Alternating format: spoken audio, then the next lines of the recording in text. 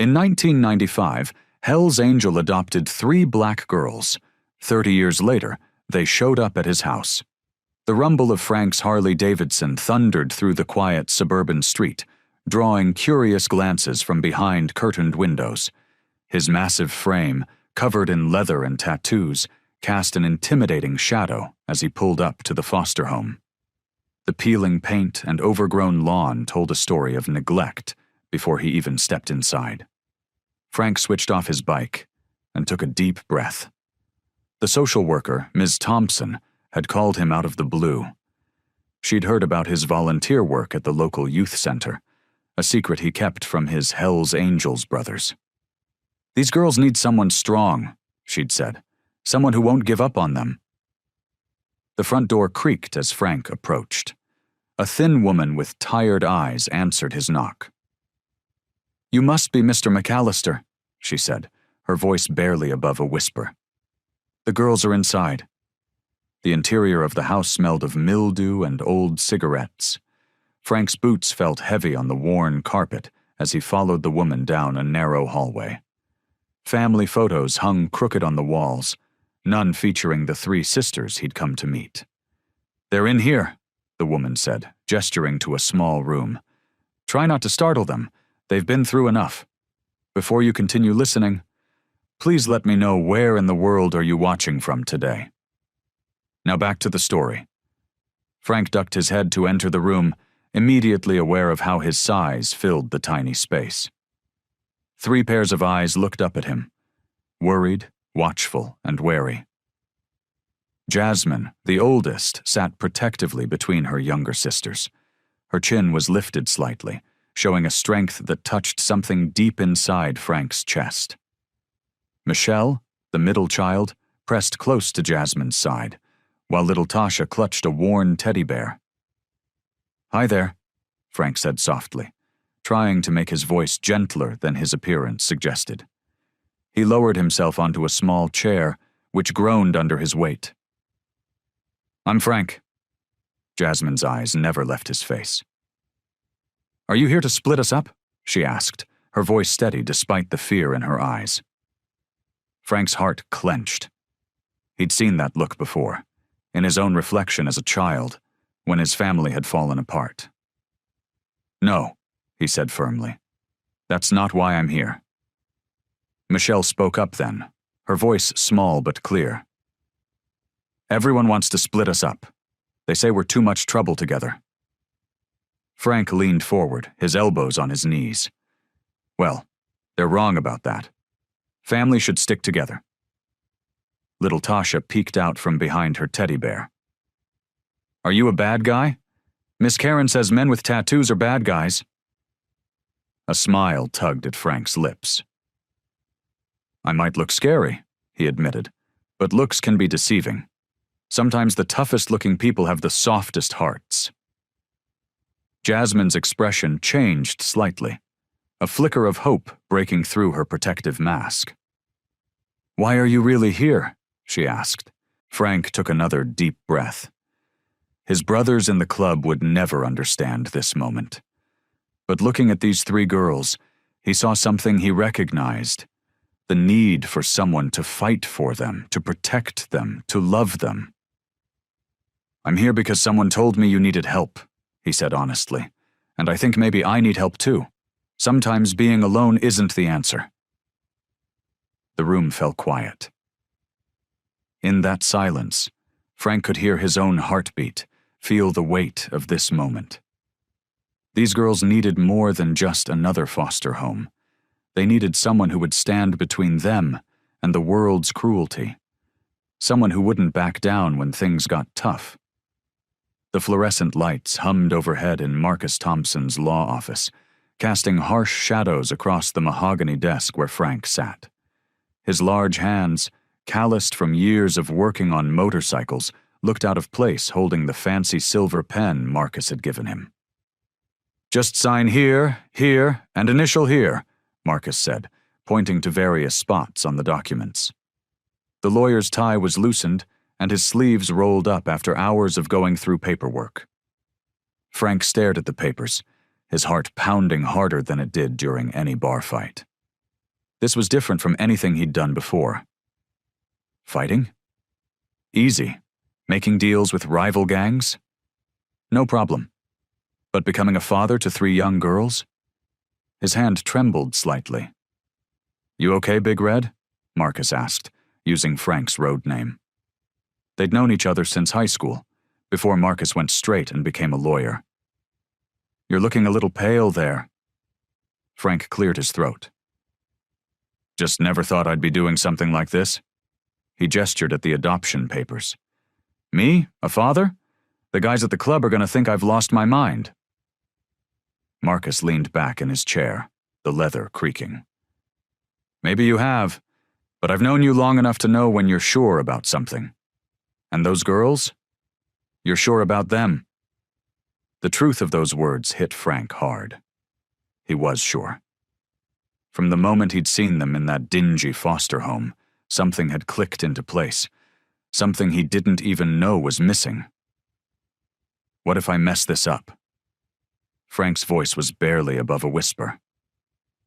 What if I'm not cut out for this father stuff? Marcus smiled. You remember when you taught me to ride? I was terrified, but you didn't give up on me. Said everyone falls, but it's getting back up that matters. Frank nodded, remembering those days. He'd been patient then, teaching Marcus the ins and outs of motorcycle maintenance, how to handle the bike in any weather. Being a father isn't so different, Marcus continued. You'll make mistakes, but those girls need someone who won't give up on them, someone who'll always get back up. Taking a deep breath, Frank picked up the pen. His signature looked rough next to Marcus's neat lawyer handwriting, but it was done. Page after page, he signed his name, making it official.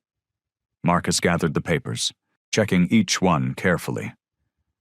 Well, Big Red, he said, standing up and extending his hand.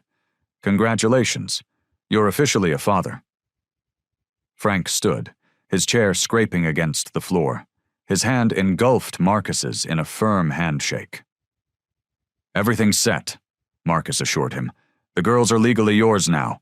The paperwork will be filed first thing in the morning. A mix of emotions washed over Frank. Joy, terror, excitement, doubt. His chest felt tight, like the time he'd wrapped his bike around a tree, but somehow better. Different. He walked to the office door, his boots heavy on the carpeted floor. The evening sun streaming through the windows caught his leather vest, making the Hell's Angels patches gleam. Hey, Frank, Marcus called after him. You've got this. Frank nodded, unable to speak. He stepped out into the hallway, his mind racing with thoughts of bedtime stories, school lunches, and everything else he'd need to learn. He didn't know what came next, but he knew one thing. Those girls would never feel unwanted again. Not on his watch. Frank's key rattled in the lock of his 2-story house on Cedar Street. The place suddenly felt different, bigger, emptier somehow, despite being filled with his collection of motorcycle memorabilia and leather jackets. 3 pairs of small feet shuffled behind him as he pushed open the heavy wooden door. Well, this is home, he said, his gruff voice echoing in the entryway. The girls, Jasmine, Michelle, and Tasha, stood close together, their few belongings clutched in plastic garbage bags. Their eyes darted around, taking in the unfamiliar surroundings. Come on, Frank said, trying to soften his tone. Let me show you your rooms. He led them up the creaking stairs, past walls lined with framed photos of motorcycles and rally posters.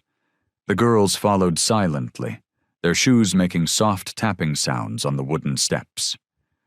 Upstairs, Frank pushed open 3 doors. These are your rooms. Never had much use for them before, but... He trailed off, watching their faces. The rooms were plain, just beds with fresh sheets and empty dressers, but they were clean and bright. Jasmine, the oldest at 10, was the first to step forward. She peeked into the first room, then turned to her sisters. Tasha, you take this one. It's closest to the bathroom. Her protective instinct made Frank's chest tighten. Michelle, 6 years old, clutched her garbage bag tighter. Can we decorate them?" Frank scratched his beard, surprised by the question. "Sure, kid. Whatever you want." The smile that spread across Michelle's face made his heart skip a beat. They spent the next hour unpacking. Frank watched from the doorways as the girls carefully arranged their meager possessions. Jasmine lined up 3 worn books on her windowsill. Michelle spread a faded purple blanket on her bed. 4-year-old Tasha hugged a raggedy stuffed rabbit close as she explored her new space. In the kitchen later, Frank's heated up some canned soup and made grilled cheese sandwiches, one of the few meals he knew how to cook. The girls sat at his large kitchen table, their feet dangling from chairs that were too big for them.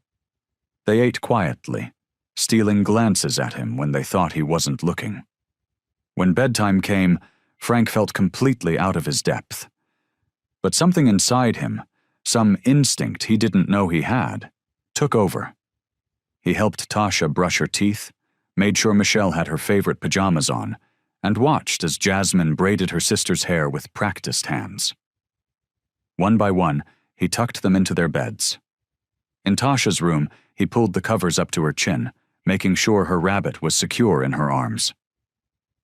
In Michelle's room, he adjusted her nightlight until she nodded approval. In Jasmine's room, he paused, seeing the worry in her young eyes. "Listen," he said, his voice rough with emotion. "I know this is different. New, maybe even scary, but I want you to know something." He took a deep breath, looking at each girl in turn. "I'm going to protect you. Always. No matter what. You're safe here." The words felt strange coming from his mouth, but he meant every one of them. Jasmine's eyes welled up with tears, but she quickly wiped them away. After saying goodnight to each girl, Frank closed the last door and stood in the hallway.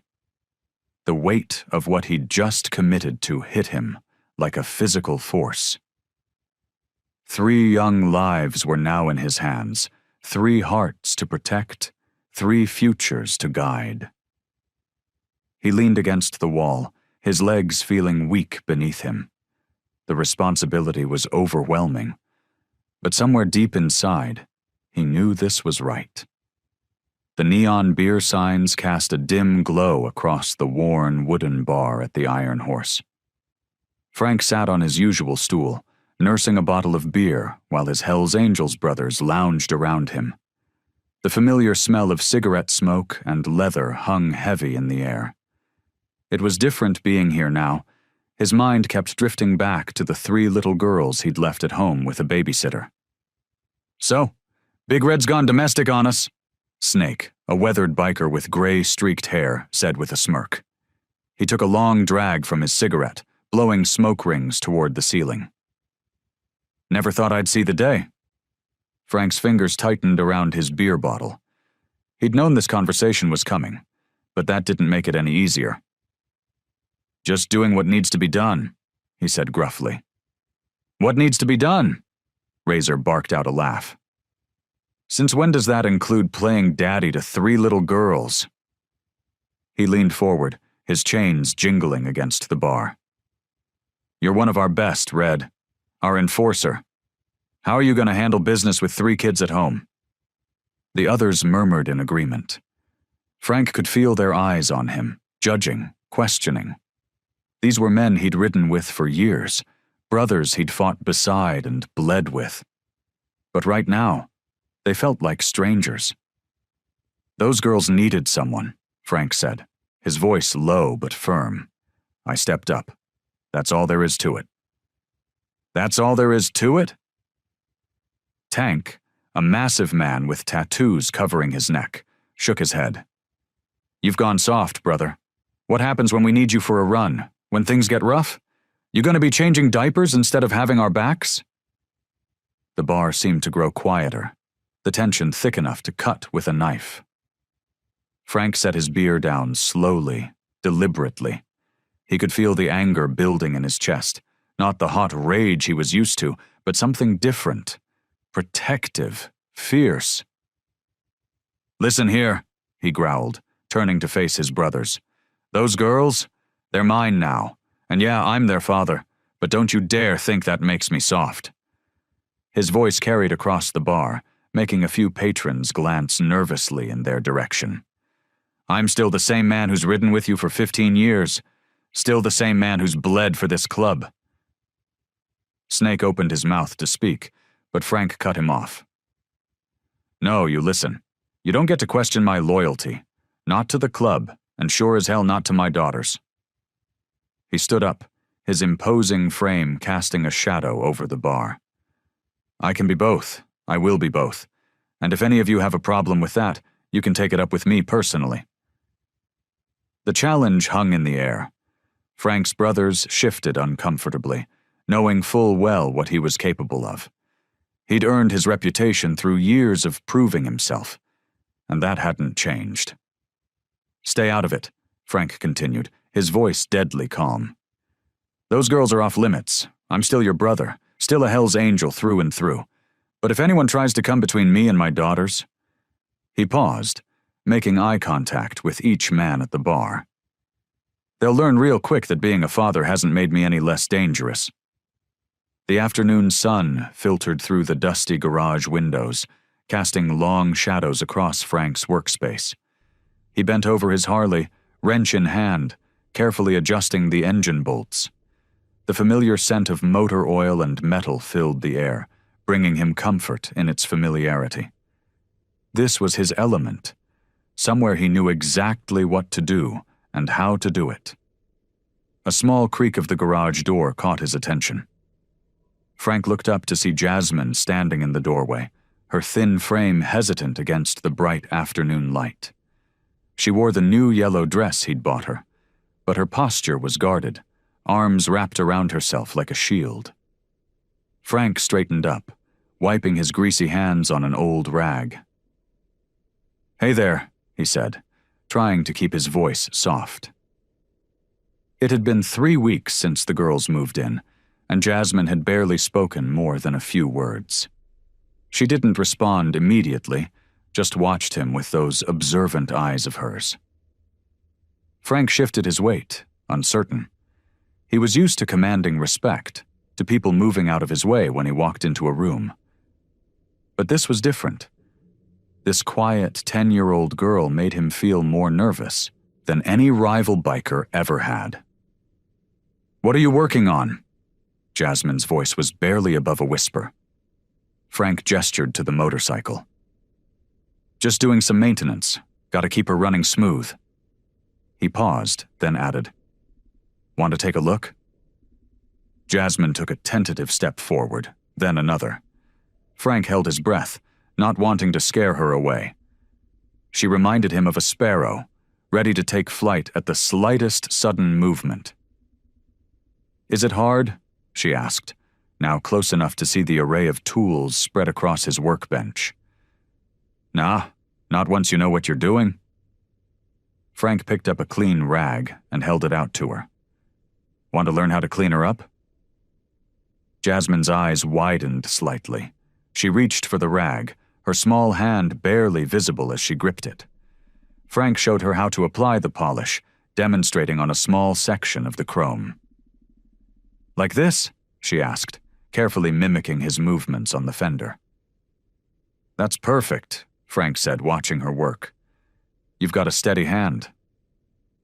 A tiny smile flickered across Jasmine's face, the first he'd seen since she arrived. She continued polishing, her movements becoming more confident. "I used to help fix things sometimes," she said quietly, eyes fixed on her work. "At the other houses, but nobody ever showed me how. They just made me hold tools and yelled when I did it wrong." Frank's jaw tightened at her words, but he kept his voice calm. "Well, that's not how we do things here. If you want to learn, I'll teach you proper." Jasmine's hand paused. "Really?" "Really," Frank confirmed. "No yelling, promise." She looked up at him then, really looked at him for the first time, "Nobody's ever promised me anything before," she said softly. "Not and meant it?" Frank knelt down to her level, careful to move slowly. "Listen, Jasmine. I know this is all new, for you and for me, but I meant what I said when I brought you girls home. You're family now, and family takes care of each other." Jasmine's eyes glistened with unshed tears, but her voice was steady when she spoke. "The last family I had, they hurt us, made us feel like we weren't worth anything." Frank stood in the doorway of Justice, a children's clothing store filled with sparkles and bright colors. He felt like a dark cloud in a rainbow, his leather vest and tattoos drawing nervous glances from other shoppers. But the excited faces of his girls made him square his shoulders and step inside. "Remember, get whatever you need for school," he said, trying to sound casual, despite feeling completely out of his element. Tasha, the youngest, immediately gravitated toward a rack of pink dresses, her small hands touching the fabric with wonder. Michelle wandered over to the shoes, while Jasmine lingered close to Frank, still hesitant to explore. A saleswoman approached them, her smile faltering slightly at Frank's appearance. "Can I help you find anything?" "Yeah," Frank replied, his voice gruff but polite. "The girls need school, clothes, everything, from socks to jackets." The saleswoman's expression softened as she watched Tasha twirling with a dress held against her. "Of course, let's start with sizing them properly." For the next hour, Frank sat on a tiny chair outside the fitting rooms, watching as his daughters tried on outfit after outfit. Each time one of them emerged, they looked to him for approval. He nodded encouragingly, even though he knew nothing about fashion. "Does this look okay?" Michelle asked, modeling a purple sweater and jeans. "Looks great, kiddo," Frank said, meaning it. He'd never seen her look so confident. Tasha came bouncing out in a flowery dress with matching hair clips. "Look, Daddy, it has pockets!" Frank's heart skipped a beat at the word Daddy. It was the first time any of them had called him that. He cleared his throat, trying to hide how much it affected him. "Very nice, sweetheart. Those pockets will be perfect for holding your crayons." After clothes, they headed to the school supply store. Frank watched as the girls selected notebooks, pencils, and backpacks. Tasha chose one covered in unicorns, while Michelle picked a solid blue one. Jasmine selected a simple black backpack, but Frank noticed her eyeing a purple one with stars. "Get the one you really want," he said quietly to her.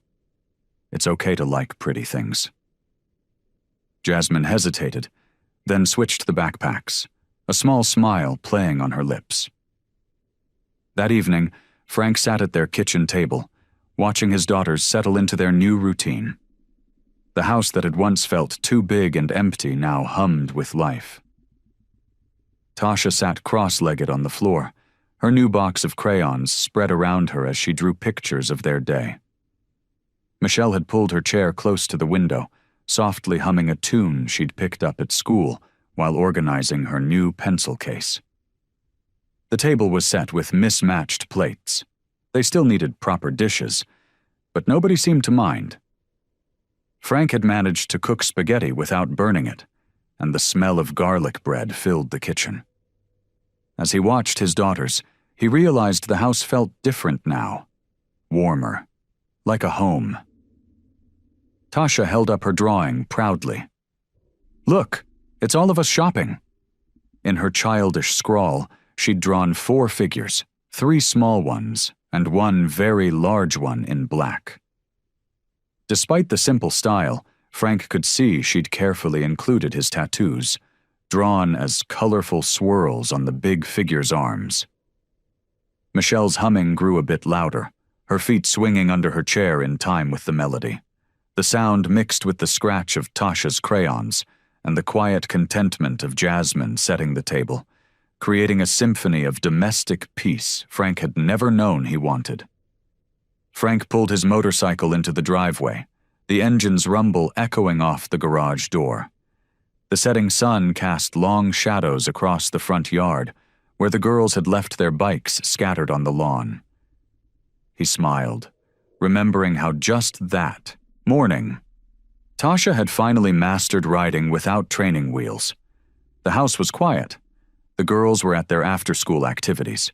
Michelle had soccer practice, Jasmine was at debate club, and Tasha was at her art class. Frank had arranged his work schedule at the auto shop to make sure he could pick them all up later. He grabbed the mail from the box, thumbing through bills and advertisements as he walked inside. A cream-colored envelope caught his eye. The paper was thick and expensive-looking, with an embossed return address from Harris & Associates, attorneys at law. Frank's weathered hands trembled slightly as he opened the envelope. The letter inside was printed on heavy stationery, the kind used by people who had more money than they knew what to do with. "Dear Mr. McAllister," the letter began. Frank's eyes scanned the formal language, his jaw tightening with each line. "It has come to my attention that you have somehow gained custody of my granddaughters, Jasmine, Michelle, and Tasha Williams. I am their maternal grandmother, Olivia Harris, and I was unaware of their whereabouts until recently. The fact that they were adopted without my knowledge or consent is unconscionable." Frank's hands gripped the paper harder, creating creases in the pristine surface. The words seemed to blur together as his anger rose. "Let me be clear. These girls belong with their biological family. They deserve the advantages that their heritage and my resources can provide. Your adoption of them, while perhaps well-intentioned, was a grave mistake that must be rectified." The kitchen suddenly felt too small. Frank could feel his heart pounding in his chest, the same way it did before a fight. But this wasn't something he could solve with his fists. "My attorneys are prepared to challenge the adoption on multiple grounds. I have the means and the determination to pursue this matter to its fullest extent. I suggest you consider what is truly best for the girls." The letter went on to detail Olivia's credentials, her wealth, her social standing, her connections. Each word was like a knife, attempting to cut away at everything Frank had built with his daughters. The girls should be raised in an environment befitting their status, not in the custody of a... Frank's throat tightened as he read the next words. "A man with your background and associations." The final paragraph was the worst. "I am prepared to make this transition as smooth as possible, provided you cooperate. Otherwise, I will be forced to take more aggressive legal action. I await your response." It was signed in flowing script. Olivia Harris. Frank let the letter fall to the kitchen counter. The room seemed to spin around him as the magnitude of the threat sank in. This woman, this stranger who hadn't been there when the girls needed a home, who hadn't held them through nightmares or celebrated their achievements, was trying to take them away. He stood frozen in the kitchen, staring at the letter. His heart sank as he realized the challenge ahead. He'd fought for his family before. Now he was about to fight for them again. Frank sat across from Marcus in the lawyer's dimly lit office.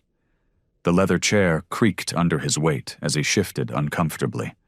Marcus, his old biker brother turned attorney, looked up from the stack of papers on his desk, his reading glasses perched low on his nose. "I won't sugarcoat this, Frank," Marcus said, taking off his glasses and rubbing his tired eyes. "Olivia Harris isn't playing around. She's hired Blackwood and Associates. They're the biggest family law firm in the state." Frank's fingers dug into the armrests of his chair. "I don't care who she hired. Those are my girls." Marcus leaned forward, his expression grave. "Listen, brother. These lawyers, they're sharks. They specialize in custody battles, and they've got a 90% success rate. Mrs. Harris has given them an unlimited budget." "Money doesn't make you a parent," Frank growled, his voice low and dangerous. "No, it doesn't," Marcus agreed, shuffling through the papers. "But it can make things very difficult. They're going to dig into your past, Frank. Every arrest, every fight, every connection to the angels. They're going to use it all against you." Frank stood up and paced the small office, his heavy boots thudding against the worn carpet. The morning sun filtered through the Venetian blinds, casting striped shadows across his weathered face. "Those girls were in the system for years," Frank said, stopping at the window. "Where was their grandmother then? Where was she when they needed someone?" Marcus sighed heavily. According to her statement, she didn't know they were in foster care. Says their mother kept it from her, and by the time she found out, you had already adopted them. And now she thinks she can just walk in and take them? Frank's fist clenched at his side. After all these years?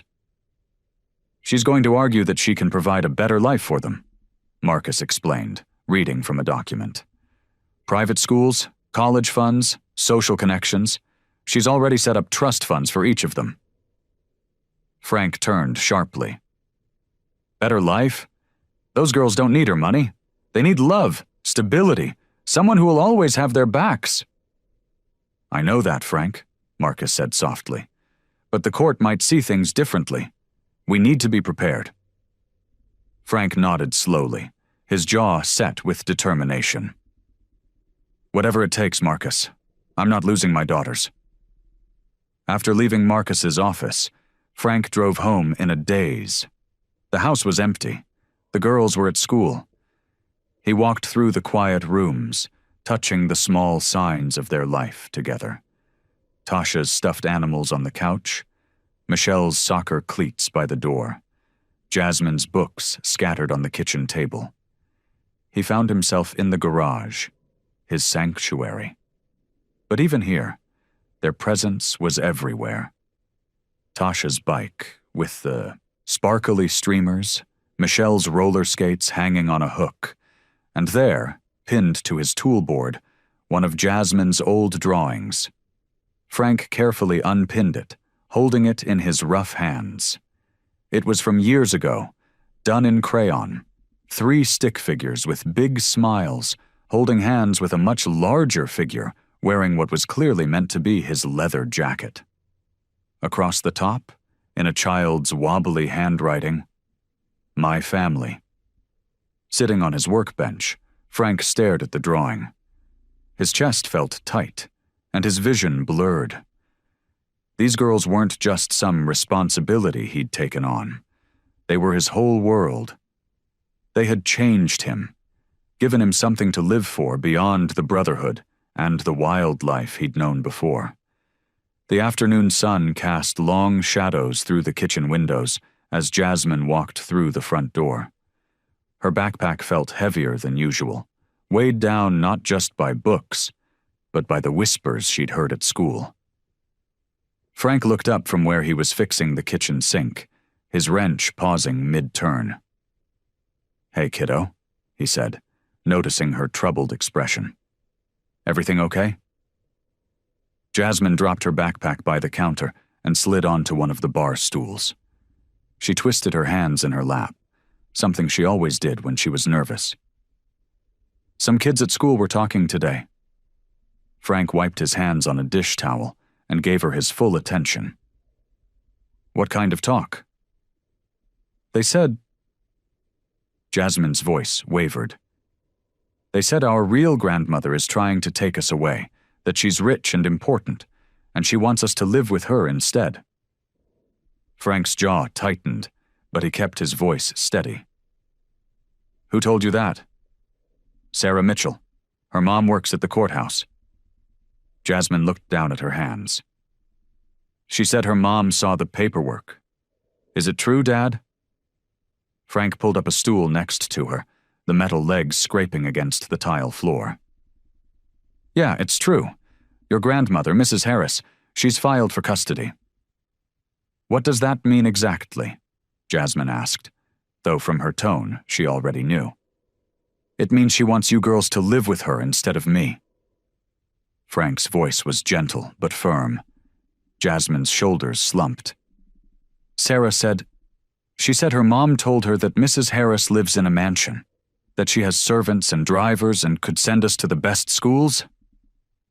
She paused, her voice growing smaller. Maybe that would be better for us? Frank felt like he'd been punched in the gut, but he kept his face neutral. Better how? I don't know, Jasmine said, fidgeting with the sleeve of her sweater. Michelle wants to be a doctor, and Tasha talks about art school.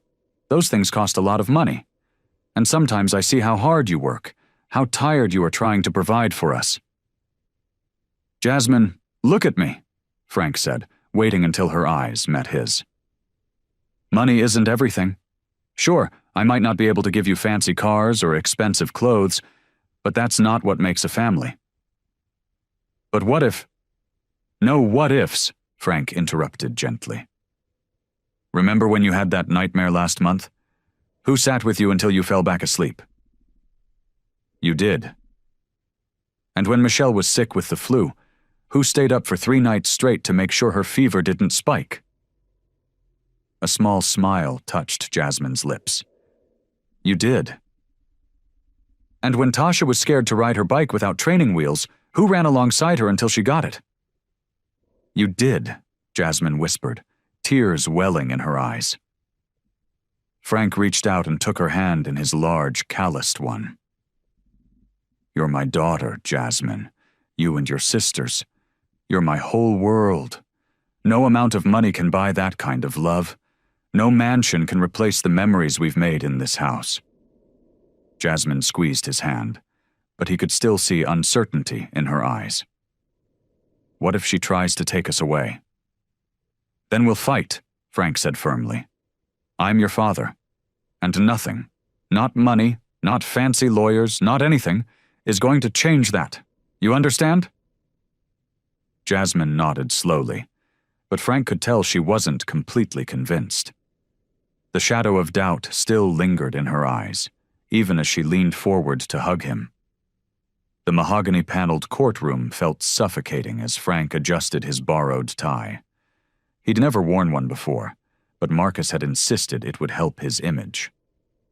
Across the aisle, Olivia Harris sat perfectly poised in an expensive silk suit, her silver hair styled immaculately. Her legal team surrounded her like an army, their briefcases packed with documents and arguments against him. Frank's hands trembled slightly as he watched the court clerk organizing papers. He tucked them under the table, not wanting anyone to see his nervousness. Marcus, his old biker brother turned lawyer, placed a reassuring hand on his shoulder. All rise, the bailiff called out, as Judge Henderson entered the courtroom. Olivia's lead attorney, Mr. Patterson, approached the bench first. His polished shoes clicked against the floor as he presented their case. Your Honor, Mrs. Harris can provide these girls with opportunities Mr. McAllister simply cannot match. Private education, cultural experiences, connections that will benefit them throughout their lives. Patterson gestured toward Frank. While Mr. McAllister's intentions may be admirable, we must consider what's truly best for these children. Mrs. Harris can offer them stability, financial security, and a connection to their heritage. Frank's jaw clenched as Patterson continued listing Olivia's qualifications. The private tutors she'd already arranged, the trust funds she'd set up, the European vacations she had planned. Each word felt like another brick in a wall between him and his daughters. When it was Marcus's turn, he stood tall, despite his weathered leather jacket. Your Honor, Frank McAllister may not have Mrs. Harris's wealth, but he has something far more valuable: 7 years of unwavering dedication to these girls. Marcus pulled out a stack of report cards. Under Frank's care, all 3 girls have maintained excellent grades. They're involved in community service. They're thriving. He paused, looking directly at the judge. Frank has worked 2 jobs to provide for them. He's never missed a parent-teacher conference. He's created a stable, loving home. Olivia's team quickly countered. They projected photographs of Frank's motorcycle club onto a screen, highlighting his past associations. They quoted his old arrest record from his younger days. They presented spreadsheets comparing his modest income to Olivia's millions. "Your Honor," Patterson said smoothly, "can we really allow these children to remain in an environment where they're exposed to elements like this?" He waved toward Frank's tattoos, visible even under his dress shirt. Frank felt his face burning. He wanted to stand up, to defend himself, to tell them about the nights he'd spent reading bedtime stories, the weekends teaching the girls to ride bikes, the proud moments watching them grow. But Marcus had warned him to stay quiet, to let the legal process work. Judge Henderson listened intently, taking notes as both sides presented their arguments. After 2 hours of testimony, she looked up from her bench. "This is a complex case that requires careful consideration. I'm ordering both parties to return next week for continued proceedings. Court is adjourned." The sharp crack of the gavel echoed through the room. Frank watched as Olivia gathered her things, her team of lawyers already discussing their next strategy. She caught his eye for a moment, her expression cold and determined. Outside the courtroom, Frank leaned against the marble wall, loosening his tie. The fluorescent lights buzzed overhead as people filtered past him. Marcus was talking about their next steps, about character witnesses they could call, but Frank barely heard him. All he could think about was the possibility of losing his girls. The thought of their empty bedrooms, their silent chairs at the dinner table, their missing laughter in the hallways. It was almost too much to bear. He closed his eyes, wondering if love alone would be enough to keep his family together. Frank sat at the kitchen table, his coffee growing cold as he watched his daughters pick at their dinner. The weight of the day's court proceedings hung heavy in the air. Tasha pushed her peas around her plate, her usual cheerful demeanor replaced by a worried frown. "Daddy?" Tasha's small voice broke the silence. "Why do they want to take us away?" Frank's heart clenched. He set down his cup and pushed back from the table, opening his arms. Tasha immediately climbed into his lap, wrapping her arms around his neck. Michelle and Jasmine watched, their own meals forgotten. "Nobody's taking you anywhere, sweetheart," Frank said, his voice gentle but firm. He stroked Tasha's hair, noticing how she trembled slightly. "Your grandmother. She thinks she can give you things I can't." "Like what?" Michelle asked, her fork hanging suspended over her plate. Frank took a deep breath. "Well, fancy schools, big houses, expensive clothes."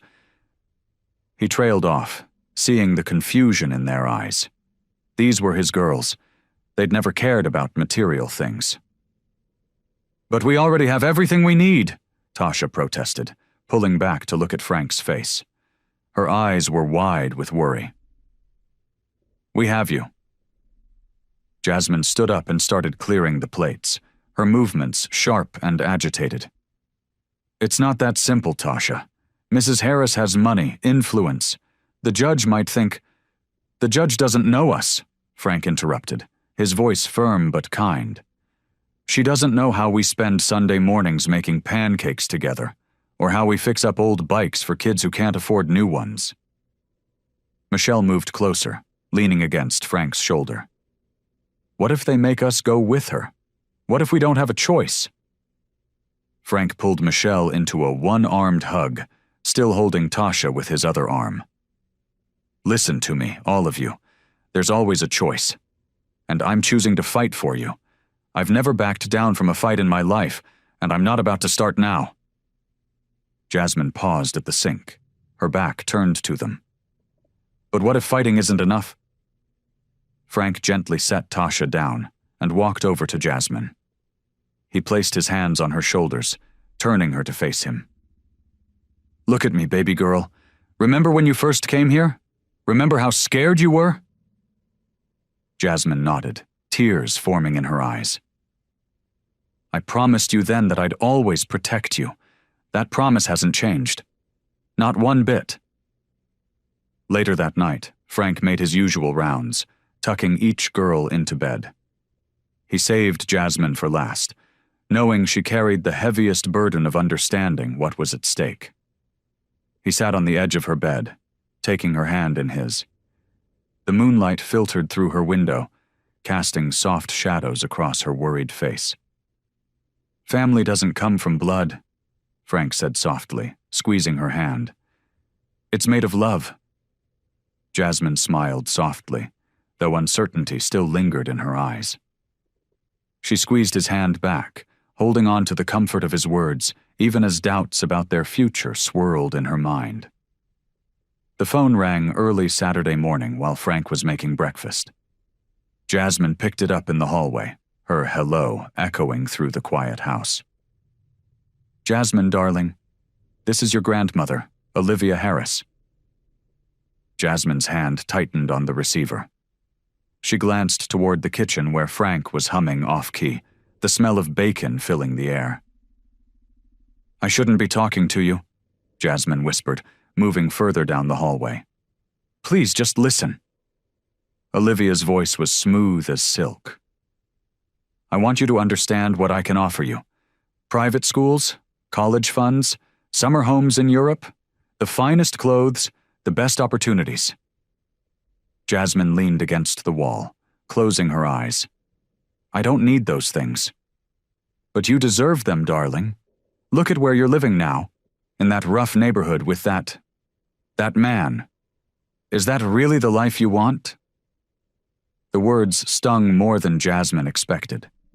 She thought about her small bedroom, the second-hand clothes, the whispers at school about her biker dad.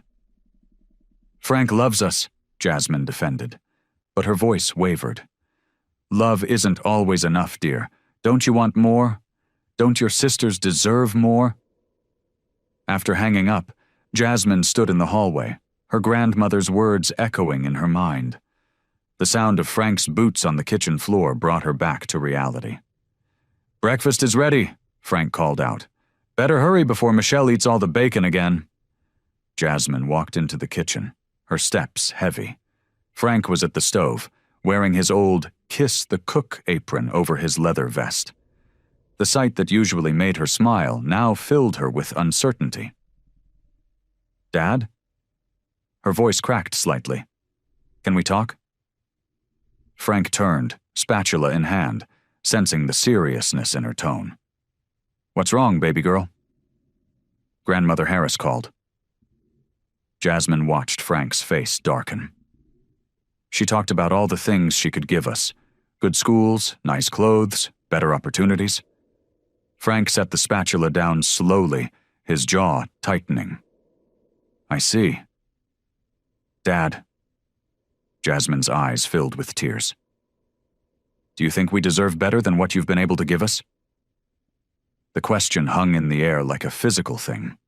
Frank's hands gripped the counter, his knuckles white. When he finally spoke, his voice was thick with emotion. "What you need most isn't luxury, Jasmine. It's not fancy schools or expensive clothes." He turned to face her fully, his eyes glistening. "What you need is love. That's what I've tried to give you every single day since you came into my life." Jasmine wrapped her arms around herself, torn between the comfort of Frank's words and the lingering doubts Olivia had planted. "I know you love us," she whispered. "But maybe she's right. Maybe love isn't enough." She saw the pain flash across Frank's face, saw how her words had hit him like a physical blow. Her heart ached, but the uncertainty wouldn't leave her. I need time to think." Jasmine turned away, unable to bear the hurt in Frank's eyes any longer. Frank stood motionless in the kitchen, watching his daughter walk away. The weight of her words crushed him, making it hard to breathe. The bacon on the stove began to smoke, but he couldn't move, couldn't think past the fear that he might lose everything he held dear. Jasmine walked slowly through the neighborhood park, the afternoon sun casting long shadows across the empty playground. She found her way to the old swing set where she used to spend hours with her sisters when they were younger. The chains creaked as she settled onto the worn rubber seat. Her grandmother's words kept playing in her head like a broken record. Private schools, summer homes, the best opportunities, everything a girl could want, except the one thing she already had: a father who loved her unconditionally. She thought about Frank's face in the kitchen, how the light had seemed to dim in his eyes when she questioned whether his love was enough. The memory made her chest ache. Frank had never promised them wealth or luxury, but he had promised to always be there, to protect them, to love them, and he had kept that promise every single day. Pulling out her phone, Jasmine texted Michelle and Tasha, "Meet me at our old swing set. Important." While she waited, she dragged her feet through the wood chips, remembering how Frank used to push them on these same swings. He'd pretend to be a motorcycle engine, making loud rumbling noises that would have them giggling uncontrollably. Those memories weren't worth all the money in the world. Michelle arrived first, her medical textbook tucked under her arm.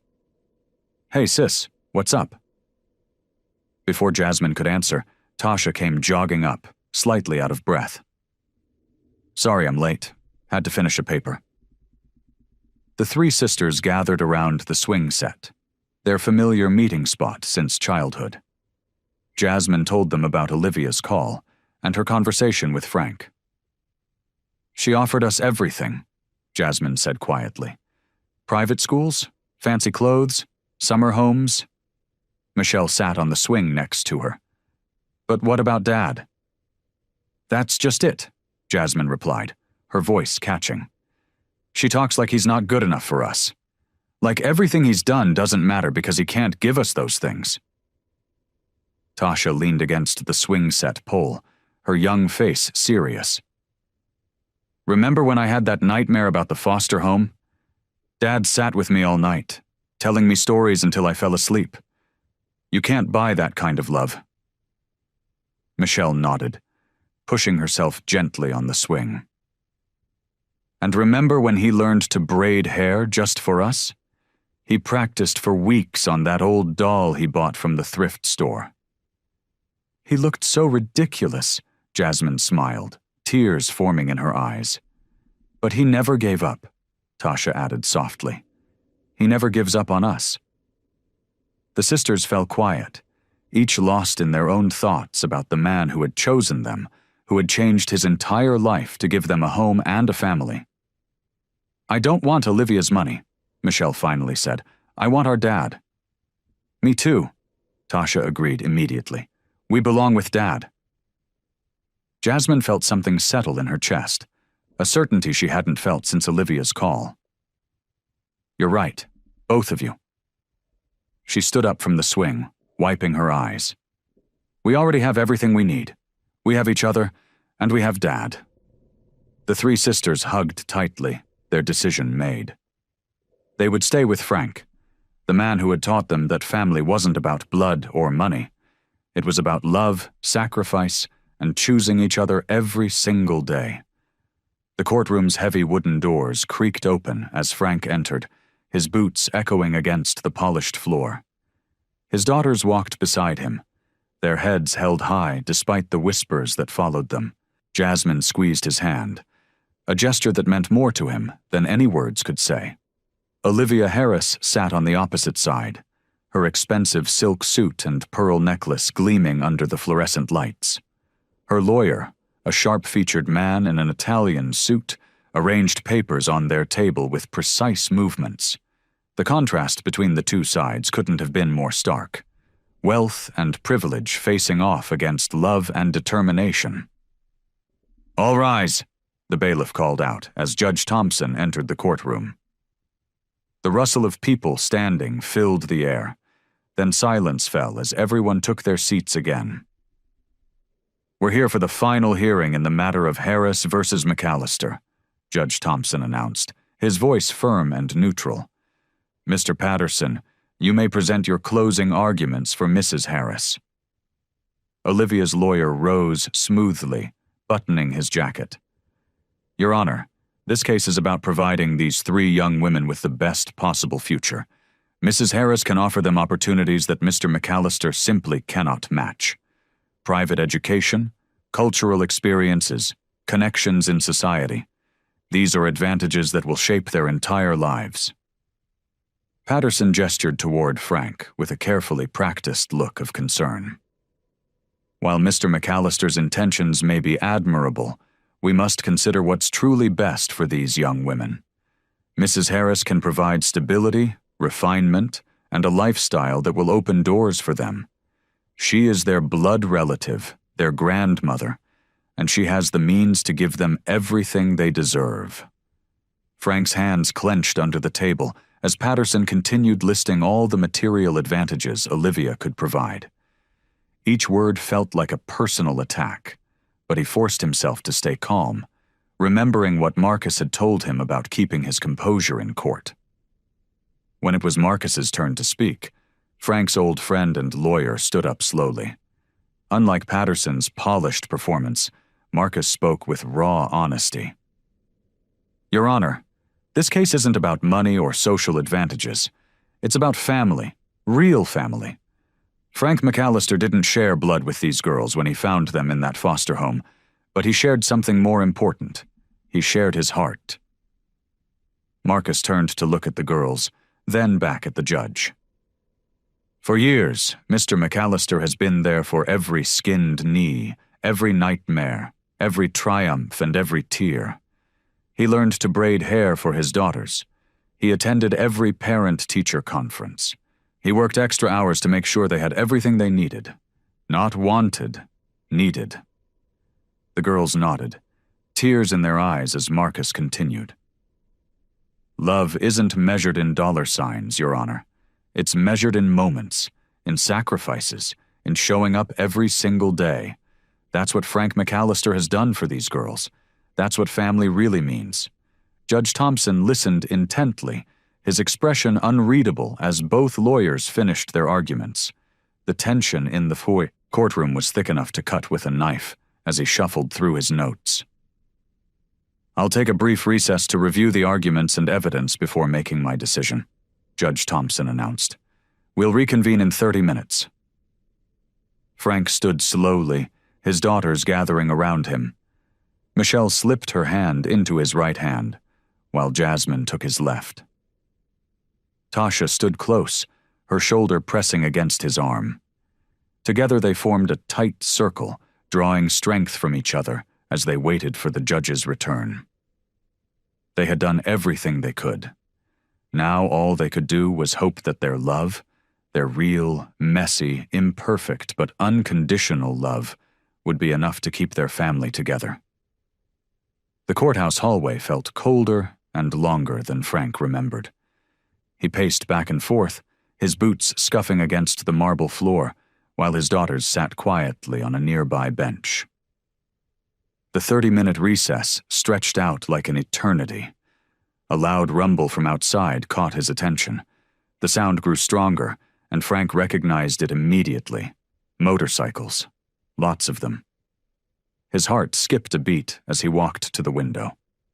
There, pulling into the courthouse parking lot, was a sight he never expected to see.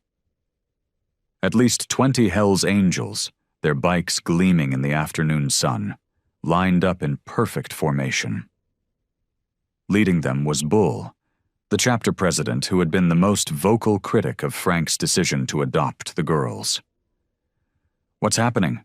Jasmine asked, joining him at the window. Frank shook his head, speechless. He watched as his brothers dismounted their bikes and headed toward the courthouse entrance, their leather vests adorned with patches telling stories of years on the road. Minutes later, the heavy doors swung open, and Bull's massive frame filled the doorway. Behind him, the other angels filed in, their usual intimidating presence somewhat subdued by the formal setting. Big Red, Bull said, using Frank's old road name. His voice was gruff, but carried an unusual warmth. We figured you could use some backup. Frank stood straighter, emotion threatening to overwhelm him. "Bull, Save it," Bull interrupted, stepping closer. "We were wrong about you, brother. Dead wrong." He glanced at the girls, who watched the scene unfold with wide eyes. "These past years, we've seen what you've done for these girls, how you've changed, but stayed true to who you are. That takes more guts than any road battle we've ever fought." The other angels nodded in agreement. Tommy, an old road captain, spoke up. "You showed us what it really means to be loyal, Frank. Not just to the club, but to family."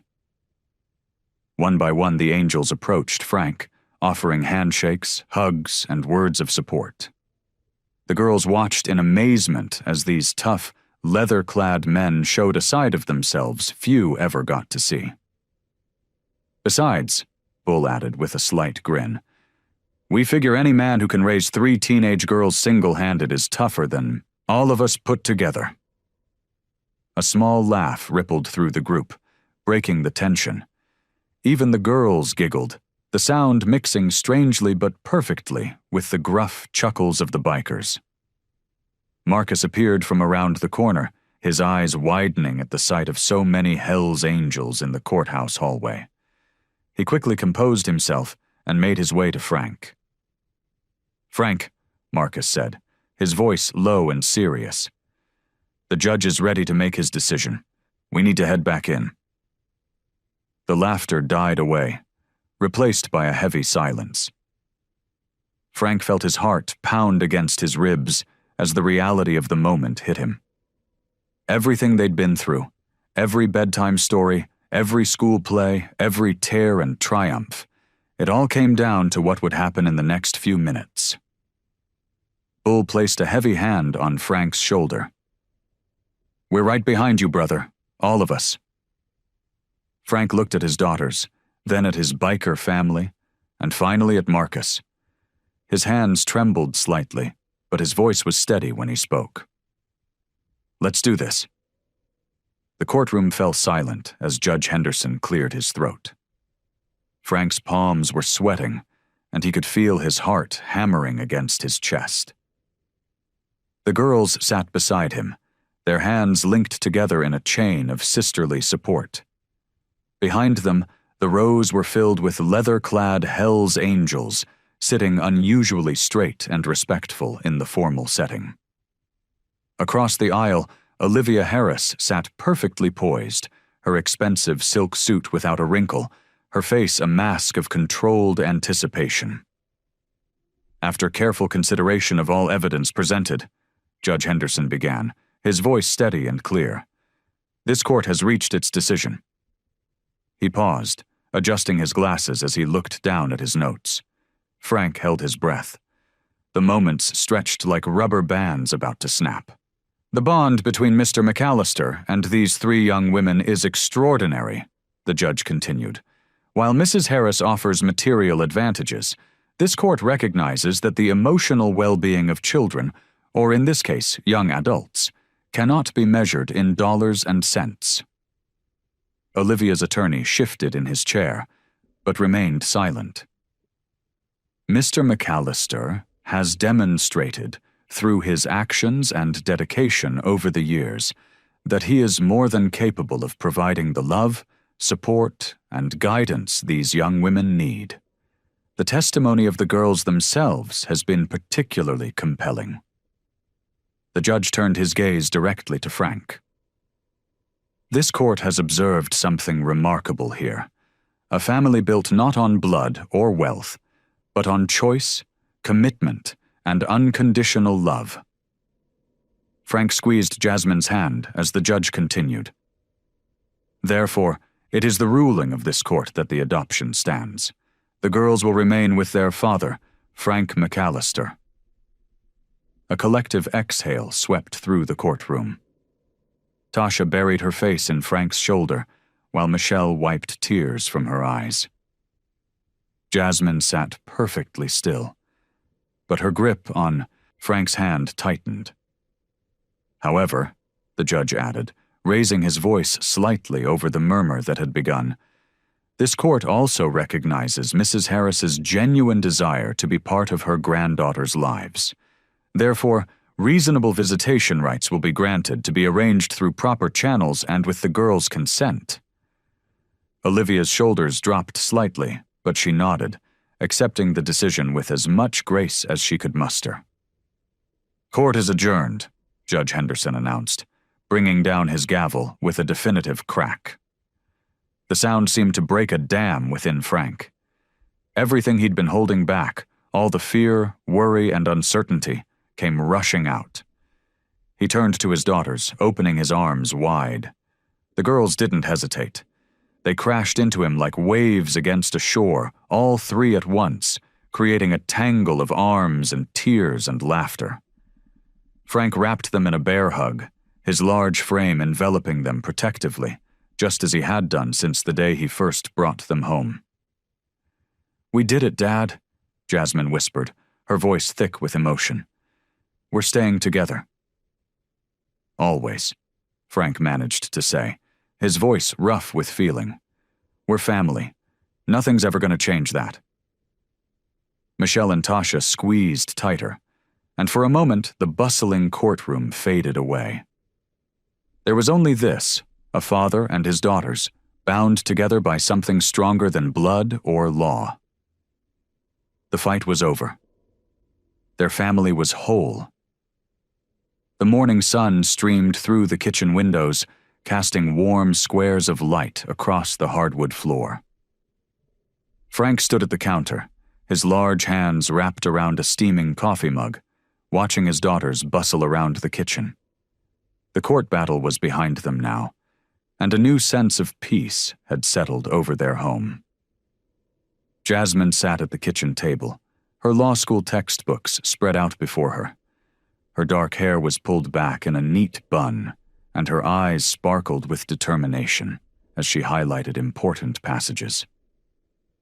She'd always been the serious one, but lately her smile came more easily. Michelle danced around the kitchen, humming to herself as she packed her bag for her pre-med classes. Her medical scrubs were neatly folded, ready for her afternoon shift at the hospital where she volunteered. She'd grown into a confident young woman, her natural warmth drawing people to her. Tasha, the youngest, sat cross-legged on the counter despite Frank's frequent reminders about proper seating. She was sketching in her notebook, her art supplies scattered around her. Her social work courses were helping her understand her own past, and she'd begun to use her art to help other foster kids heal. "Dad," Jasmine called out, looking up from her books. "Did you remember we're having dinner together tonight? No working late on your bikes." Frank nodded, his heart swelling at the word Dad. It still got him, even after all these years. "Wouldn't miss it for the world, sweetheart."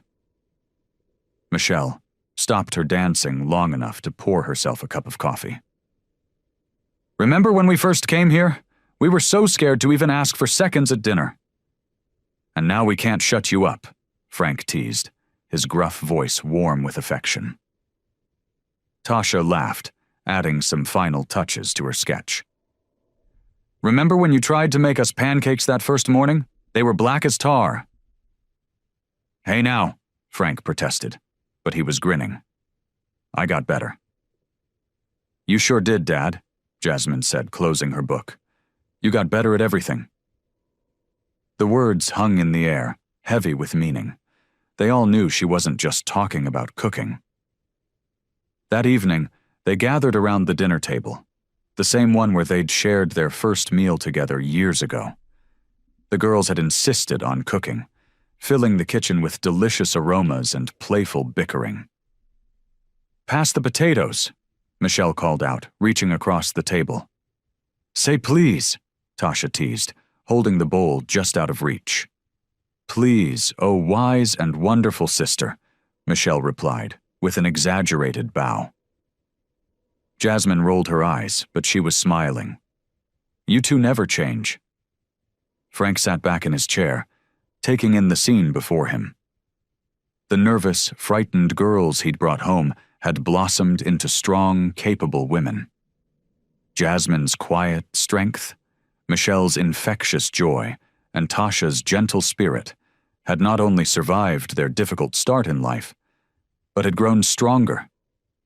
As their laughter filled the room, Frank realized something profound. In trying to heal these three little girls, he'd found healing himself. The lonely, angry man he'd been had disappeared, replaced by someone who knew the true meaning of family. "What are you smiling about, Dad?" Tasha asked, noticing his expression. "Just happy," he replied simply, reaching for the potatoes Michelle was still trying to get. "Just really happy." Frank's motorcycle rumbled to a stop in front of the sprawling Harris estate, followed by his daughters in their cars. The iron gates opened slowly, revealing a manicured driveway that wound through perfectly trimmed gardens. It was a far cry from their modest home, with its cluttered garage and worn welcome mat. Jasmine straightened her blazer as she stepped out of her car. "Are you sure about this, Dad?" Frank nodded, his leather jacket creaking as he dismounted his bike. "She's your grandmother, and she's trying." Michelle and Tasha joined them, both looking uncertain. The mansion loomed before them, its windows gleaming in the afternoon sun. A butler opened the heavy wooden door before they could knock, ushering them into a grand foyer with marble floors and crystal chandeliers. Olivia Harris stood at the top of the curved staircase, her silver hair perfectly styled and her outfit immaculate. But something was different about her now. The rigid set of her shoulders had softened, and her eyes held a warmth that hadn't been there during the court battles. "Welcome," she said, descending the stairs. "I'm so glad you came." The girls hung back slightly, instinctively moving closer to Frank. He placed a reassuring hand on Tasha's shoulder, feeling her tension. "Please, come into the sitting room," Olivia gestured. "I've had tea prepared." They followed her into an elegant room filled with antique furniture. Delicate china cups and silver platters of cookies awaited them on a low table. Frank looked comically large in the dainty armchair he chose, but he sat straight and proud. "I've been doing a lot of thinking," Olivia began, her hands clasped tightly in her lap. "About family and what that really means." She looked directly at Frank, her voice steady but humbled. "I didn't understand at first. I thought money and social standing were what mattered most. But watching you with my granddaughters, I was wrong." Frank shifted in his chair, unused to such words from the woman who had fought so hard to take his daughters away. "We all want what's best for them," he said gruffly. "Yes," Olivia agreed. "But what's best isn't always what we think it is. You've given them something I couldn't, unconditional love and acceptance. You've made them strong." She turned to the girls. "And you've become such remarkable young women." Tears welled in Michelle's eyes as she reached for her grandmother's hand. Jasmine's usual composure cracked slightly, and even Tasha managed a small smile. "I'd like to be part of your lives," Olivia continued, "if you'll let me. Not to change anything, but to add to what you already have." Frank watched his daughters' faces, seeing the mix of emotions there. He knew this moment was important for them, acknowledging their past while embracing their present. "We'd like that," Jasmine spoke for all of them, her voice gentle. They spent the next hour sharing stories and cookies, the formal atmosphere gradually relaxing. Olivia listened intently as the girls talked about their studies and dreams, her eyes lighting up with genuine interest and pride. As the afternoon drew to a close, they stood in the foyer saying their goodbyes. Olivia hugged each of her granddaughters, then surprised everyone by extending her hand to Frank. "Thank you," she said simply, "for being the father they needed." Outside, as they walked back to their vehicles, Frank gathered his daughters close. The mansion rose behind them, grand and imposing. but it wasn't home. "You know," he said quietly, "it's okay to love her too. Your heart's big enough for both of us. But home." He paused, looking at each of their faces. "Home is with me." The morning sun cast long shadows across the sidewalk as Frank's motorcycle rumbled to a stop in front of the Daily Grind Cafe. Tasha sat behind him, her arms wrapped tight around his waist, her work apron tucked safely in her backpack. Her first real job. The thought made her stomach flutter with butterflies. Frank cut the engine, and the sudden quiet felt heavy with meaning. Tasha climbed off, smoothing down her neat black pants and adjusting her crisp white shirt. Her hands trembled slightly as she fixed her hair, messed up from the helmet. "You look perfect, sweetheart," Frank said, his gruff voice softened by pride. He wasn't wearing his usual leather jacket today. He'd put on a clean denim one instead, not wanting to intimidate anyone on Tasha's first day. "What if I mess up the coffee orders?" Tasha bit her lip, looking at the cafe's cheerful storefront. "Or drop something, or, hey now," Frank interrupted, placing his big hands on her shoulders. "Remember what we talked about?" Tasha took a deep breath. "Take it one step at a time?" "That's right." Frank nodded. "And?" "Be proud of myself," she added, managing a small smile. Through the cafe's windows, they could see the morning crew setting up, wiping tables and arranging pastries in the display case. The smell of fresh coffee drifted out whenever someone opened the door. "You've got this, Tasha," Frank said firmly. "You're stronger than you know. Always have been." Tasha hugged him tight, breathing in the familiar scent of leather and motor oil that always meant safety to her. "Thanks, Dad." Frank watched her walk into the cafe, her shoulders straight despite her nervousness. His heart swelled with pride, his youngest, taking her first steps into the working world. The day passed slowly for Frank. He kept his phone close while working in the garage, checking it more often than he'd admit. Around 2 in the afternoon, it finally rang. "Dad!" Tasha's voice bubbled with excitement. "You won't believe it!" Frank set down his wrench, wiping his hands on a rag. "Tell me everything, sweetheart." "I didn't spill anything, not one drop, and I remembered all the orders, even the complicated ones with extra shots and special milk." The words tumbled out in a rush. "And guess what? My boss, Ms. Martinez, she said I'm a natural with customers. She wants to give me more shifts next week." Frank could hear the joy in her voice, could picture the bright smile on her face. "That's my girl," he said, his throat tight with emotion. "I knew you could do it." "I was so scared this morning," Tasha admitted. "But you were right. I just had to believe in myself." "You've always had it in you," Frank said. "Sometimes you just need someone to remind you." "Thanks, Dad.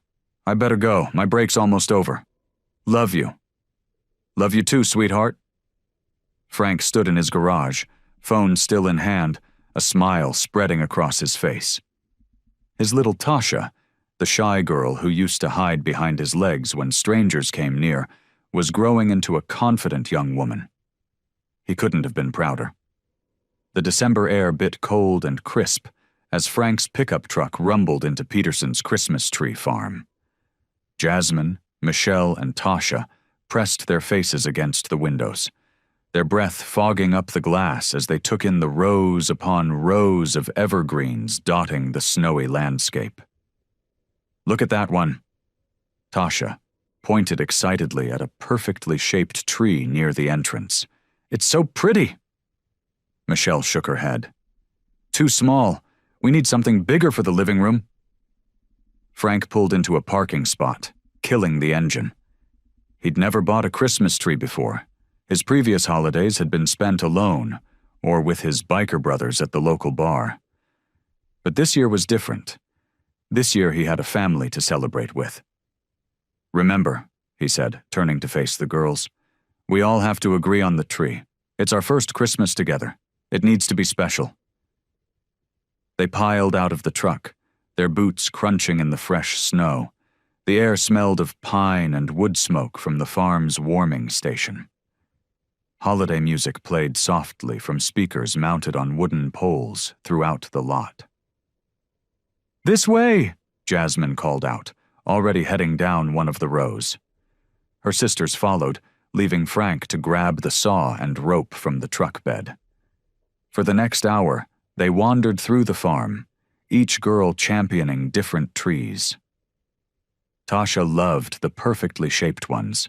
Michelle wanted the tallest she could find, and Jasmine preferred the fuller, wider trees. Frank followed patiently, watching his daughters debate the merits of each potential choice. "What about this one?" Michelle called out, standing beside a massive, slightly crooked tree. It stood at least 9 feet tall, with branches spreading wide in all directions. Some might call it scraggly, with gaps between its branches and a slight lean to one side, but there was something endearing about its imperfect nature. Tasha wrinkled her nose. "It's kind of weird looking." "I think it's perfect," Jasmine said, walking around it. "Look how much space there is for ornaments. And see these branches? They're strong. They'll hold lots of decorations." Frank studied the tree, seeing beyond its flaws to its potential. "Sometimes," he said, "the ones that look a little different turn out to be exactly what we need." The girls exchanged looks, seeming to understand the deeper meaning in his words. They were an unusual family, a former Hell's Angel and 3 adopted girls, but they fit together perfectly. "Can we get it?" Michelle asked, bouncing on her toes with excitement. Frank looked at each of his daughters in turn. "What do you all think?" "Yes," they chorused together, finally in agreement. Frank made quick work of cutting down the tree, his strong arms handling the saw with practiced ease.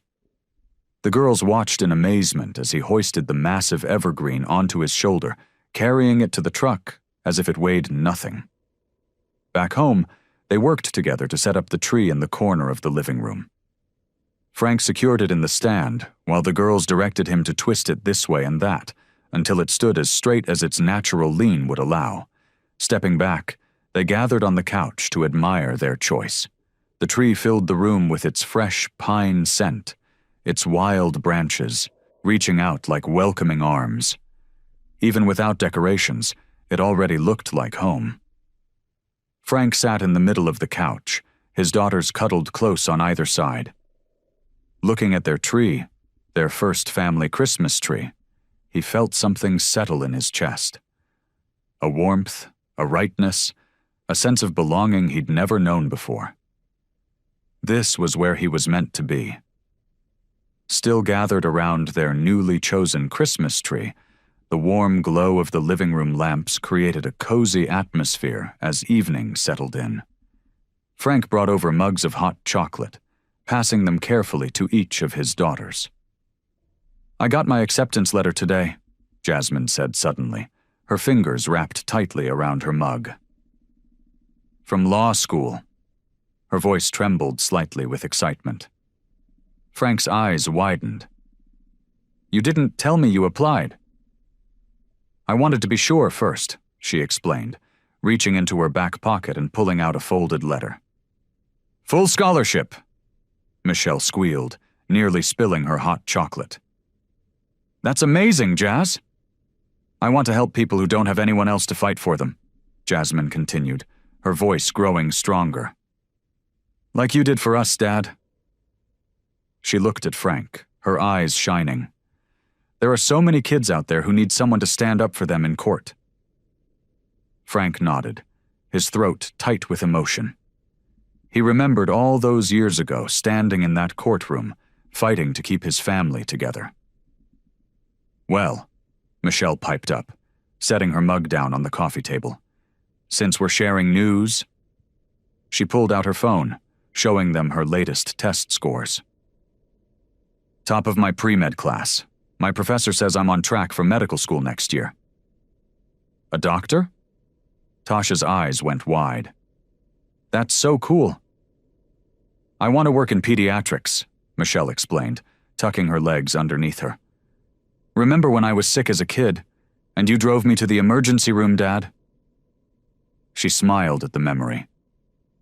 "That doctor was so kind. She made me feel safe. I want to do that for other kids." Frank remembered that night clearly. The fear in his heart when Michelle's fever wouldn't break. The way he'd paced the hospital hallways. He'd never felt so helpless. "What about you, Tosh?" Jasmine asked, turning to their youngest sister. "Still thinking about teaching?" Tasha nodded enthusiastically. "I've been volunteering at the elementary school after my cafe shifts. The kids are amazing." Her face lit up as she talked. "There's this one little girl who reminds me so much of me when I was young. She's shy and scared, but when someone believes in her, she just blooms." Frank watched his youngest daughter gesture animatedly as she described her experiences. She'd come so far from the timid 4-year-old who'd hardly spoken a word when he first met her. "I want to be that person who shows kids they can do anything," Tasha continued. "Like you did for us, Dad. You never gave up on us, even when things got tough." The room fell quiet for a moment, filled only with the soft scent of pine and the warmth of family. Frank looked at each of his daughters, Jasmine with her quiet determination, Michelle with her boundless enthusiasm, and Tasha with her gentle spirit. They'd grown into strong, capable women, each finding their own way to make the world a better place. Pride swelled in his chest as he listened to them share their dreams and plans. These were his girls, no longer the scared, broken children he'd met all those years ago, but confident young women ready to take on the world. They had big dreams, and he knew without a doubt they would achieve them. The rumble of a motorcycle engine cut through the peaceful evening. Frank's head snapped up, recognizing the distinctive sound of a Harley-Davidson Softail, a sound that took him back 20 years. Through the window, he spotted a familiar figure pulling into his driveway. Snake. Thompson, his old road captain from the Hells Angels, dismounted the bike. His leather vest was weathered, patches faded but still visible in the fading light. Frank hadn't seen him in over a decade. "Girls, stay inside," Frank said quietly, moving toward the front door. His daughters exchanged worried glances but nodded. Snake's boots crunched on the gravel as he approached. His face was more lined than Frank remembered, his beard streaked with gray, but his eyes still held that same intensity. "Big Red," Snake called out, using Frank's old road name. "Been a long time, brother." Frank stepped onto the porch, closing the door behind him. "Snake, wasn't expecting to see you." "Passing through town." Snake's eyes swept over the house, taking in the welcome mat, the potted plants, the wind chimes Tasha had made in art class. "Quite a setup you've got here. Different from the old days." Frank's jaw tightened. The old days meant wild nights, bar fights, and choices he'd rather forget. That was another life. "Remember that run to Sturgis in '92? Snake chuckled. "That bar fight in Rapid City? You took on 3 guys yourself, meanest son of a gun I ever rode with?" The memories flooded back, the adrenaline, the violence, the feeling of being untouchable. Frank's hands instinctively clenched into fists, muscle memory from countless brawls. Through the window he caught a glimpse of his daughters watching anxiously. Jasmine stood protectively in front of her sisters, just like she used to when they were little. The sight grounded him. "Things change, Snake," Frank said firmly. "I changed." Snake pulled out a crumpled pack of cigarettes. "Yeah, heard you went straight. Got yourself some kids." He lit up, smoke curling in the evening air. Never thought I'd see Big Red McAllister playing daddy. Those girls saved my life, Frank said quietly. Gave me something worth fighting for. Snake took a long drag, studying Frank's face. You were always different, Red. Even back then, had a conscience. Made you a liability sometimes.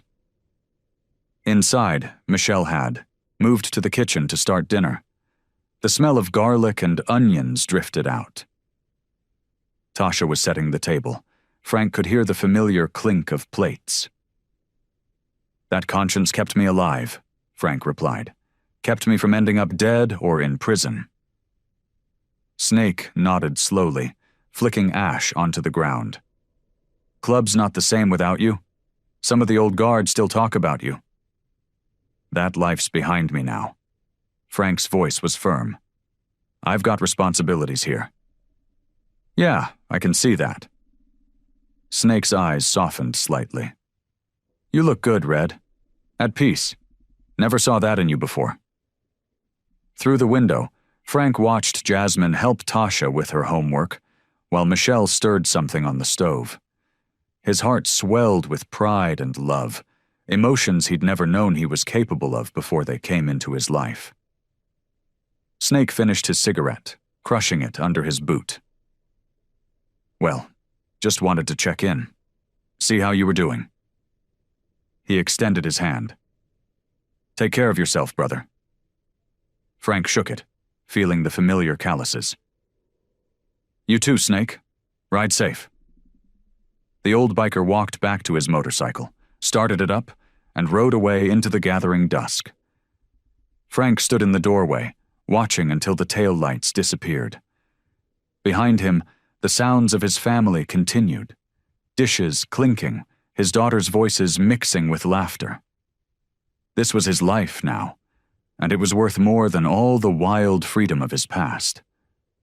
Frank sat on the weathered porch steps, his massive frame settled comfortably against the railing. The setting sun painted the sky in brilliant oranges and pinks, casting long shadows across their front yard. Beside him, his 3 daughters lounged on the wooden deck chairs they'd arranged in a half circle. Remember when we first moved in? Jasmine asked, her voice soft with nostalgia. I was so scared of this big house. Michelle laughed, pulling her knees up to her chest. And Dad had all those motorcycle parts in what became my room. I thought it was some kind of crazy machine shop. It kind of was, Frank chuckled, his deep voice rumbling. He reached out and squeezed Tasha's hand as she sat closest to him. Took me 3 whole weekends to clear everything out. The evening air was cool and fresh, carrying the scent of blooming jasmine from the garden they'd planted together years ago. Frank remembered how tiny Tasha's hands had been when she first helped him dig those holes in the dirt. I used to think you were the scariest person I'd ever seen, Tasha admitted, grinning up at him, with all those tattoos and that big beard. Used to think? Frank raised an eyebrow, trying to look stern but failing as his lips twitched into a smile. Now we know you're just a big teddy bear, Michelle teased, reaching over to pat his arm. The girls laughed, and Frank felt warmth spread through his chest that had nothing to do with the sunset. These moments were precious to him, just sitting here, being together, no court battles or custody, fights hanging over their heads. Snake's visit got me thinking, Jasmine said thoughtfully, about how different things could have been, for all of us.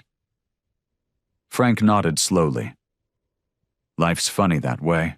Sometimes the best things come from the most unexpected places. A gentle breeze rustled through the trees, and they all sat quietly for a moment, lost in their own thoughts. The first stars were beginning to appear in the darkening sky. You know what I remember most about those early days? Michelle asked, her voice soft. How you'd check on us every night before you went to bed, even when you thought we were asleep. Still do, Frank admitted gruffly, feeling a slight blush creep up his neck. We know, all 3 girls said in unison, causing another round of laughter. Tasha leaned her head against Frank's shoulder, just like she used to do when she was little. "I'm glad you found us, Dad." "Me too, sweetheart," Frank replied, his voice thick with emotion. "Me too." The sun dipped lower on the horizon, painting the clouds in deep purples and reds. Cricket songs filled the air, a peaceful evening symphony. Frank looked at each of his daughters.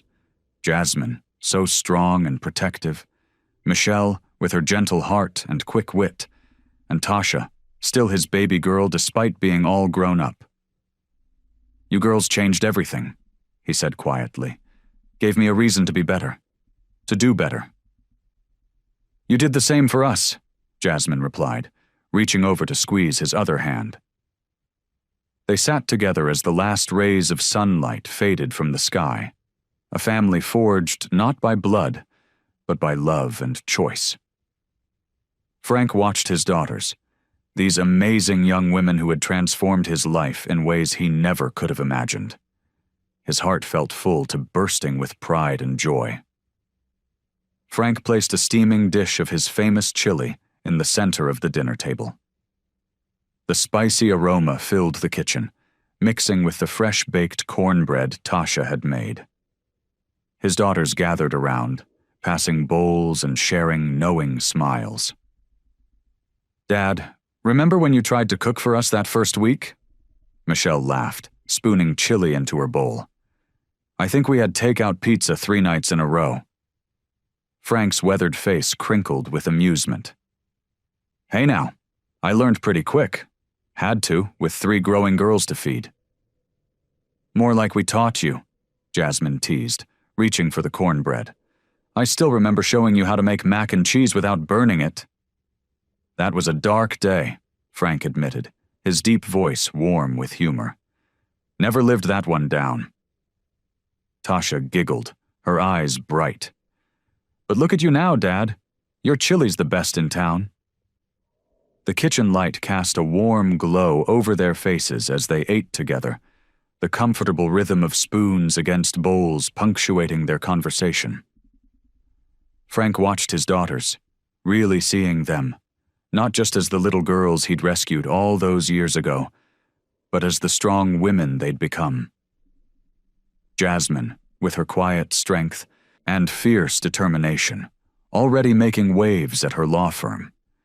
Michelle, whose gentle heart matched her quick mind as she pursued her medical degree. And Tasha, still so full of light and joy, teaching art to elementary school kids. "You know," Frank said, his voice growing serious, "I never thought I'd have this. A real family." The girls paused, looking at their father with understanding in their eyes. "Neither did we," Jasmine replied softly. "Before you came along, we thought we'd always be alone." Michelle reached across the table and squeezed Frank's massive hand.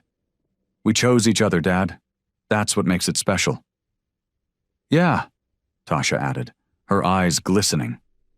"It wasn't just chance. We all decided to make this work, even when it was hard." Frank felt his throat tighten with emotion. He remembered all those nights of uncertainty, the struggles with the courts, the whispers from people who didn't understand. But here they were, stronger for having weathered those storms together. "Remember when the neighbor called social services?" Michelle chuckled. "She thought you were running some kind of biker gang daycare." The table erupted in laughter, the memory now funny rather than painful.